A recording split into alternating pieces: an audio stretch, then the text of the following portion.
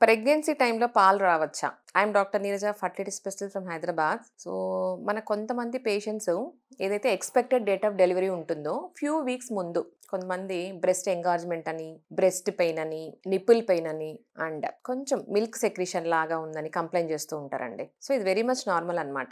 ఎందుకంటే pregnant mother future lactation ఇవ్వడానికి breast ముందే ప్రిపేర్ అవుతాయి. సో, వాళ్ళకు బ్రెస్ట్ ఎంగార్జ్‌మెంట్ ఉంటుంది. ప్రొలాక్టిన్ సెక్రీషన్ ఎక్కువ అవ్వడం వల్ల బ్రెస్ట్ డిస్కంఫర్ట్, బ్రెస్ట్ సైజ్ కూడా పెరుగుతదనమాట. కొంతమంది పేషెంట్స్ ఈ మిల్క్ సెక్రీషన్ కంప్లెయింట్ చేస్తూ ఉంటారు. లేదు ప్రెగ్నెన్సీ టైంలో సెక్షువల్ ఇంటర్‌కోర్స్ అయినా కూడా వాళ్ళకి ఒక్కొక్కసారి బ్రెస్ట్ స్టిమ్యులేషన్, మిల్క్ సెక్రీషన్ వస్తుంది. లేదు నిప్పుల్ స్టిమ్యులేట్ అయినా, నిప్పుల్ టచ్ అయినా, ఎక్సర్సైజ్ గానివ్వండి, బ్రిస్క్ వాకింగ్ గానివ్వండి, సో వీటిల్లో అంతా మిల్క్ లైక్ సెక్రీషన్ వస్తూ ఉంటుంది. ఇట్స్ డ్యూ టు ప్రొలాక్టిన్ అనే hormone. It's very much normal. మనకు చునుపాలు అంటారు కదండీ! సో ఇమ్మీడియేట్‌గా డెలివరీ అయిన తర్వాత యెల్లోగా వస్తుంటాయి. అలాగే వస్తుంటాయి. దీన్ని కూడా కొలోస్టమ్ అని అంటారు.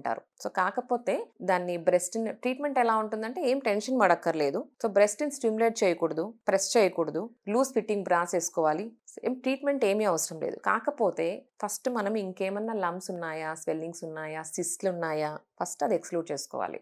సో బ్రెస్ట్ మొత్తం పాల్పేట్ చేసుకోవాలి. అవసరమైతే స్కానింగ్ తీయాలి. సో బ్రెస్ట్ లంప్స్ ఏం లేవు అన్నప్పుడు మాత్రమే ఇట్స్ డ్యూ టు ప్రెగ్నెన్సీ వల్లనే అనుకోవచ్చు. కొంతమంది సివియర్ పెయిన్ కంప్లైంట్ చేస్తూ ఉంటారు. వాళ్ళకి pain killers, antibiotics, heart fomentation, cold fomentation ఇలాంటివి అడ్వైస్ చేస్తూ ఉంటాం. సో దీనికి టెన్షన్ పడక్కర్లేదండి. కాకపోతే ఇంకొకటి మనకు ఐడియా పెట్టుకోవాల్సింది ఏమంటే కొంతమందికి ఇలా పాలు వచ్చిన మదర్స్‌కి ఒక్కొక్కసారి ముందే డెలివరీ అయ్యే అవకాశాలు ఉంటాయి. ఇదొక్కటి మనం జాగ్రత్తగా గమనించుకోవాలి. ఫీటల్ మూవ్‌మెంట్స్ కానివ్వండి, ఏమైనా లైకర్ లీక్ అవుతుందా, ఏమైనా బ్లీడింగ్, స్పాటింగ్ షో స్టార్ట్ అయిందా, అదొక్కసారి గమనించుకుంటూ ఉండాలి. Thank you.